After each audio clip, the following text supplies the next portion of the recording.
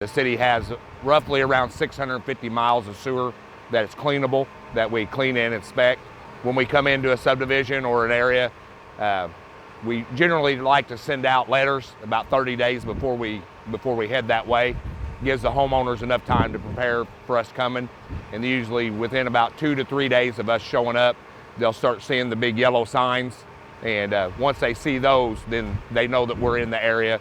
We try to clean the city from the outskirts inward towards the plants. So when we do that, that keeps everything flowing the right way and gets it to the plants to get it cleaned up. Usually within about 2 to 3 days, once the signs show up, these trucks will start rolling in, and it's usually about 2 trucks per area. And once they come in, and if they've received their letter, they'll know step by step what to do. So when these trucks clean, they cause a vacuum. It's kind of like pressure washing the outside of your house or a car.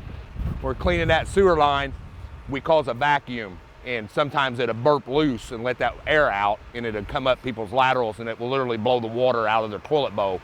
It's not sewer from your neighbor or anything like that. It's whatever was in your pipe. It's just air coming through. The best step would be, and the most common and practical, would be to cover your toilet. Number one thing would be to raise your toilet lid, both of them. Put a towel over the bowl itself and close the lid.